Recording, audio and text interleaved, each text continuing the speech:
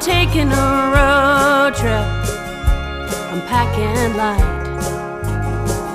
Won't need material things from this life. Looking forward to meeting some people that I admire. Can't wait to travel to the other side.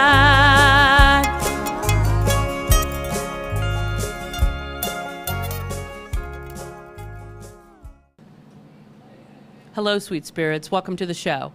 My name is Suzanne Sorrell, and you're watching Evermore Paranormal Road Trip. Today, we're in Williamsport, Pennsylvania, at OliviaCon. OliviaCon is a paranormal charity event that was organized by Sabrina Beackley for Olivia, a little girl that is battling leukemia. So, let's go join in the fun. Hi, Olivia. Hi. So what does it feel like to be the star of a Paracon? It's crazy. Yeah? Do you feel like, do you like all this attention? Kind of, not really. Hey, I saw those billboards. Now, that was cool. I've done a Paracon myself, and I'm thinking, Sabrina, that was cool to do a billboard. Did you go see the billboards? Yeah. Wasn't that weird to see yourself up there, like, huge? Yeah? So I just thought that was really a cool thing. I don't know. I'm thinking about getting some billboards done myself, but I don't know if I want to see my face this big on up there. So what do you think of the Paracon so far? It's cool. Yeah. Yeah. So hopefully when you're completely well, when you're well, we still keep having OliviaCons, right? Yeah.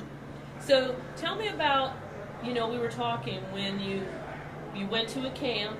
Can you tell me about that camp you went to? So it's called Camp Dose, and it's held by Camp Victory in Millville, and it's kids with cancer go while they're going through treatment. And I went last year to help with a photo booth they did, and like a month later I got diagnosed. That is just amazing, because it's like you didn't know that you were going to be sick. You went to help others, and that maybe have been a reason why somehow you were led to that, so that when you were diagnosed, you kind of had a little knowledge about that. So once you were diagnosed, what happens next? And how did you know you were diagnosed? Did you start feeling tired? What is it? So around this is leukemia, right? Yeah. Okay. So around maybe May, I got like a stomach bug, and then that went away, and I got like a cold, and then I got a stomach bug again. So we went to the Williamsport hospital, and they checked for some sort of sickness, and they found out that it wasn't that. And then I went back again to get some blood drawn, and then they sent us to Susquehanna Hospital, and they said either it could have been a blood disorder, or it could have been leukemia, because it's a type of blood cancer. So since they didn't have any pediatric people at Williamsport Hospital, they sent me to Geisinger, and within maybe 7 hours of being there, we had the diagnosis. Wow. So how did you knew what it was, right, when you were diagnosed? Did you do some Googling and go, what is this? For many, as long as I've been on watching YouTube and stuff, I watch videos like people getting their Make-A-Wishes granted or stuff like that. And I kind of knew what it was, but I didn't know much about it. So it was very sad when I found out, because it throws a wrench in your life. It sure does, because I told you I was diagnosed with cancer myself, 2004, and my doctor told me I had cancer, and I didn't hear anything else that the doctor said. My husband was waiting out in the lobby, and so it is scary. It definitely is scary, but nowadays there's treatment to. Nowadays, people are treated much better than they were years ago. So what kind of treatments do you have to go through? I have only a few chemos that I have right now, which is methotrexate. I don't think I really get that much anymore, but I go through pegisparagase and many others, and I'm just waiting right now to start maintenance treatments, which will be once a month. So will you have to do that for so long, or is there a point where they go, you're healed, you're cured, or is it something you're going to have to deal with your whole life with treatments? I'll be ending chemo next year of November, so we thought it'd be a longer road, but I've been doing really well, so we got my end date last month, maybe. Oh, really? Okay, great. So I see, like we mentioned before we started filming, that you're not wearing a wig either. No, I had 2 wigs. I went bald myself, and like I said, I got 14 years of hair growing, and I'm just gonna keep it growing until, well, hopefully my cancer will never come back. So it's actually nice. It's actually nice to not have to wash your hair. Yeah. Right? And so that's really cool. Well, thank you for sitting down and talking with us. And if we come back next year, you'll be up here again and talking about what's happened since then, okay? So thank you, Olivia. Thank you.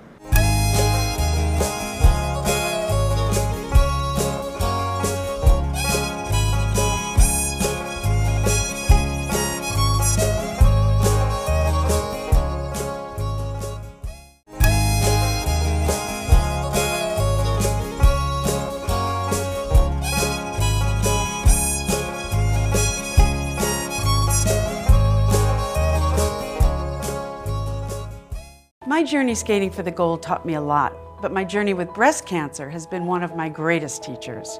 Every woman's breast cancer is unique.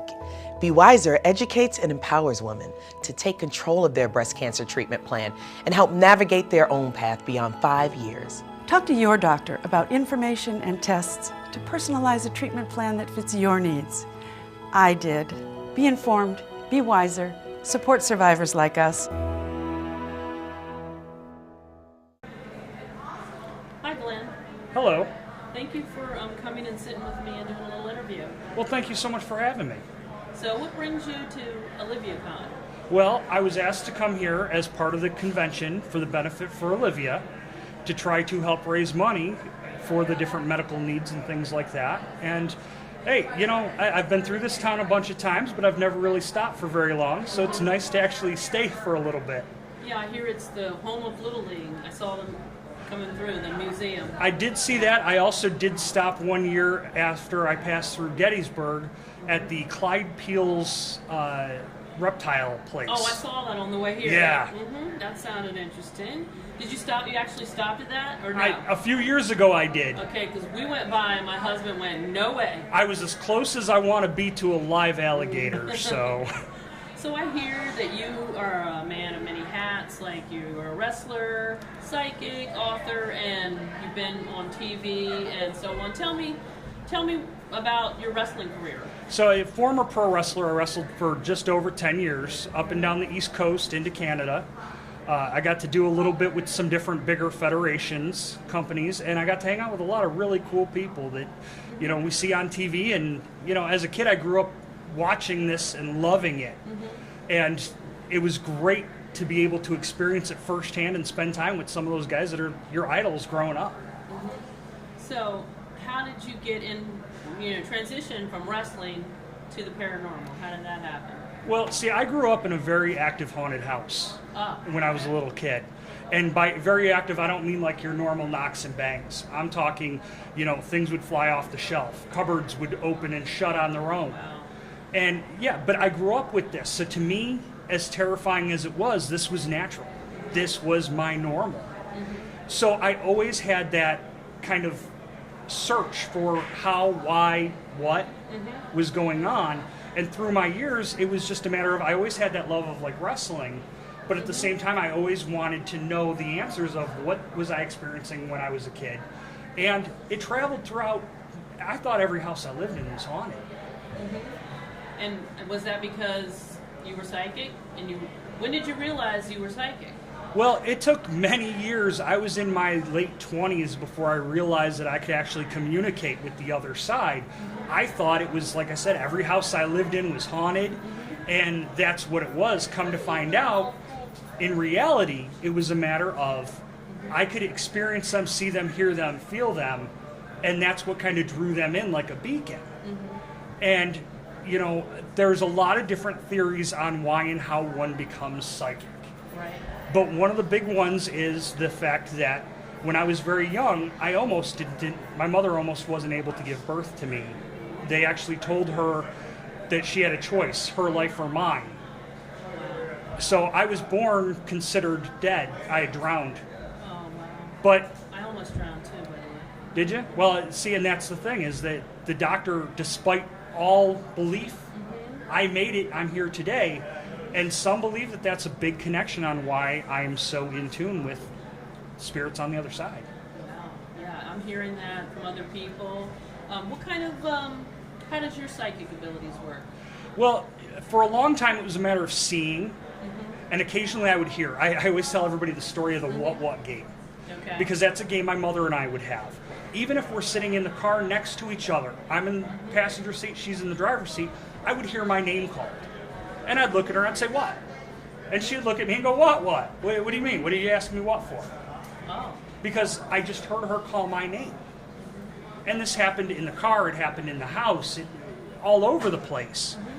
And it was a matter of, you know, at that point, that's how I was experiencing it. I would hear it. Now I've gotten to a point to where it's more of a knowledge. And the way I best explain that is like this. If I ask you 2 + 2, you're going to tell me 4, and you don't have to think about that. It's ingrained in you. Right, definitely. And when I do things like readings, private readings, things like that, it's almost like a shared memory or an ingrainment of the woodwork on your cupboards is a light oak with brass handles. That's an ingrained knowledge to me, because for that moment, it's like that shared memory. I know. I just had I had a reading with you a few years ago, just a 3-card reading, I think, and today I had a private reading.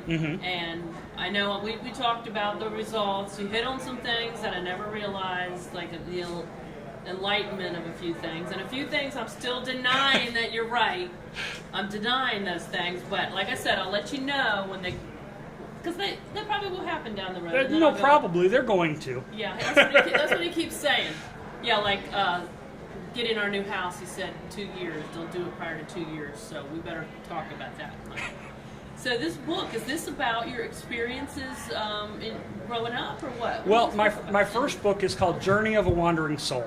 Okay, what's the first book about? And the first book is actually my story growing up in that haunted house, growing up and experiencing all these things. And then what I did was I took a little twist. The second half of the book is about different locations that are known to be haunted. Some of the world's most haunted, like Waverly Hills Sanitarium, places like that, Gettysburg.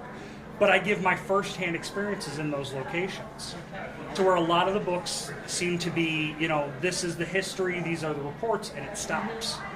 I gave more of a, this is what happened while I was there. This book specifically is the newest, and I'm currently working on a sequel to this. Because what I did was I have a teenage daughter, and she's starting to experience these different things with me. So I took a location that I am very close to and near and dear to my heart. And this is a story about how I took my daughter to the location. Now, I did have to change the names of the location, the owners, things of that nature. So this is considered a young adult fiction book for that reason. However, all the photos, interior photos in this book are of the real location. And the stories within are actually events that have happened to different people, including myself and my daughter when I did truly take her to that location in that building. Things like they have what I call the whistler. And as you walk through, that specific story, my brother and I were walking through the building, and we heard somebody within the hotel. I think I know where this is, Tim. We were the only ones in the hotel, but we heard that. So I stopped, I whistled back, and it replied to me. it copied and mimicked me. Oh, it was. Oh. And then after that, it no longer, that was the end. It was just that brief interaction. But stories like that have happened to us are in this book. So when you heard the whistle, you were with somebody. Did they Yes. hear the whistle? Yes, they did. And then they were just going back and forth with you. Like, Right. Oh, that's cool. Yeah. It was a brief interaction to where we heard the whistle, I whistled again, we had a reply whistle from whatever entity it was that was there. Okay. And then I tried again, and we didn't get another reply from it. But even just that small interaction, for a building that there were only 2 people in the whole building, myself and my brother. Yeah. That was it. But with this title, what I did, like I said, I had to change some names and some location a little bit. Welcome to the Arnold. We call the book Welcome to the Arnold. You can find it through my Facebook, Medium Glenn White. You know, I'm also on Instagram, and you can find it there as well. Plus, a lot of your major retailers, if it's not on there listed, ask them for it, and they'll be able to get it for you. Right.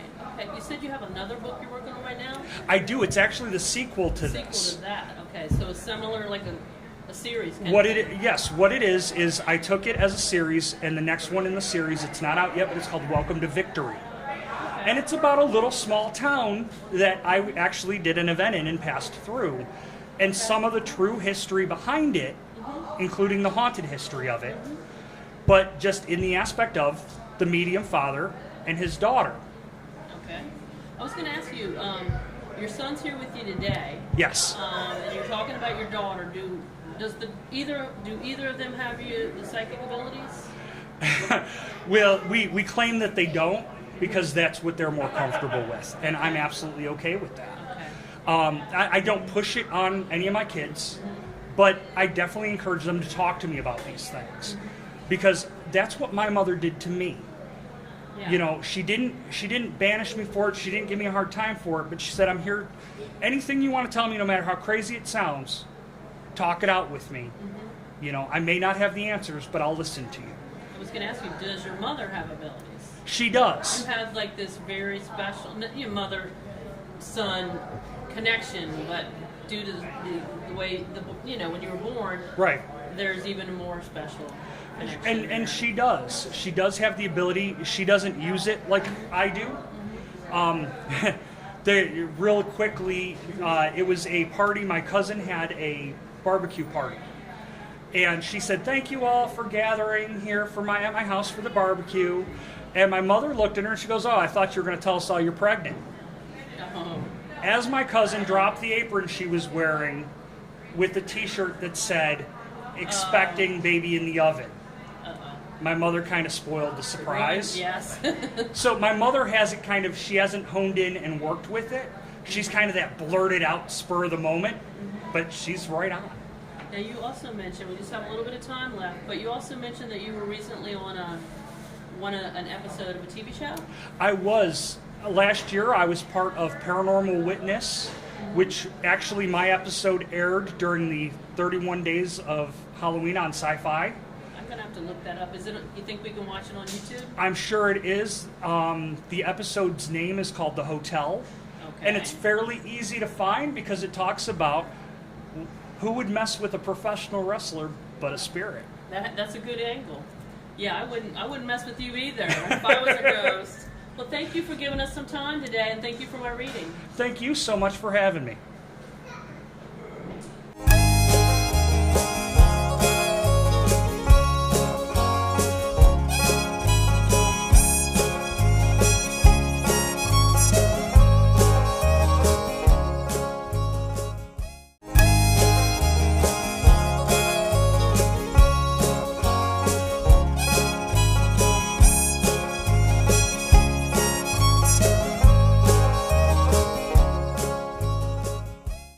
Losing weight's a lot harder than gaining it, but with every step, I lower my risk for type 2 diabetes and heart disease, and that makes every step very much worth the effort. Learn how you can help stop diabetes. Visit checkupamerica.org or call 1-800-DIABETES. Hi, Sean. How we doing? I'm doing good. I'm getting tired, as I just said. Happens. So what brings you to OliviaCon today? Well, it's for an absolute great cause. Always willing to help someone in need, and especially a child, which is the innocent creature of us all. And cancer is such a tragic thing and a tough thing for anyone to go through. So I'm glad to be here to support that cause. Yeah, I talked to her earlier today, and she's just really inspirational, Olivia. So you have a book here that and a CD. So talk about one of those for me. Yeah, so I released this EP called Shapeshifter back in September, which was going to be the prelude to my book that just came out about a little over a week ago called Shadow Chaser. Oh, great. They're both the same cover, and I wanted to basically have my CD as a mini soundtrack to the book because I wrote these songs during times of the book, and some of the songs are involved with things that happened to me in the book, such as the song Shapeshifter. And I wrote the song Shapeshifter about obstacles that we go through in life. Basically, it could take any shape or form. It could be a spirit, it could be a sickness or anything like that, and we have a chance to overcome any of that if we believe in ourselves and we really learn it, go through the experience and learn through it and understand why it happens to us so we can progress as a soul. I've been traveling around doing investigations of haunted locations as well around the country. I work with Society of the Supernatural with Dave Spinks and David Weatherly, and I also do things on my own. It's my passion, and those are my two passions. I try to busy myself. I'm actually opening up for the band Lifehouse next Thursday in Stamford, Connecticut for something they call Live at 5. Just continuously going out and being involved and taking time up with the things I'm passionate about. Wow, that sounds exciting, and I love the name of the song. Is there just one song on there? There's 4 songs and then 4 unplugged acoustic versions of the songs. The Shapeshifter's the first track, and I wrote that song because I was being oppressed by an evil spirit during that time period, and in my darkest times, there's always been some sort of humbling light that was affecting me, that I knew that I could get through this, even though it was hard, as we all go through hard obstacles in life, and there's always someone that has it worse than you. I just have a deeper understanding now with all the spiritual experiences that I've had, that why these things happen to us, to learn from them. Life isn't about being perfect, it's about learning through struggle, and if we could have a deeper understanding of why that, all of us collectively, I think that we could progress and work synergistically in many different ways, as mankind. So you have the book and the CD. You said you can get them separate, or they come together? Or you can get them separate, yes, absolutely. So you were writing the book, and you were inspired to write songs while you're writing the book. Well, I've always written songs, but some of these songs that I wrote were during the experiences that I was having that were going on during the book. So, can you tell me anything about that? The experiences that you were going through? Yeah, like the Shapeshifter, the song was about the oppression, and there's other little instances of different things that happened to me. There were some love songs in there about relationship things and things that I was experiencing at the time that are in there as well. But the Shapeshifter song is about I was going through an oppression of an evil spirit at the time, and it was dark lyrics, but there's kind of like a recurring theme with my songs. Even if it feels dark and I'm talking about this dark thing, there's always this underlying hope that translates throughout the song. Like, even though this is a dark moment, and then I get into a chorus and I'm just like, no, I'm not going to let this get me down. I'm going to get through this. It's kind of been a recurring thing with a lot of my songs, but that song was during a time period when I was going through that. It was actually when I came back from Bobby Mackey's. It was for the first year that I was investigating the paranormal. I had this experience, and that's in the book, what happens to me. And I believe that God let me go through that for a reason, so I could have a deeper understanding of what people go through when it comes to spiritual turmoil. It's kind of like a drug counselor to a drug addict that used to be a drug addict themselves. I mean, look, I know exactly what you're going through because I've been there. Mm-hmm. And it's not just when it comes to drugs, but like when people in the paranormal field, if you've been spiritually affected by something evil, we can all relate, and we can all help each other synergistically. And that's why it's good to get our stories out there and share our experiences with each other. And again, that's how we should all be progressing synergistically in the field to help each other any way we can. I really believe that we should be helping, doing something for our fellow man. It's really the point of life in general. Right. So where can we find out more about the book and the CD? You can go to my web pages, twitter.com/Sean, SEAN, D as in David, Austin, AUSTIN. Some of my music is on YouTube, youtube.com/Sean Austin's music, and facebook.com/Sean Austin music. If you just look up Sean Austin and the Paranormal, I also live broadcast on Periscope every week. And it's a really cool platform because people can watch some of my live investigations and you can feel interactive like they're there with me. And I do Q&As and answer people's questions about the paranormal as well. I think you can really help people that way. So thank you for giving us some of your time. Absolutely. And I'm really interested in getting your book or your CD. Yeah. Thank you for joining me on another paranormal road trip. Until next time, peace out. Can't wait to travel.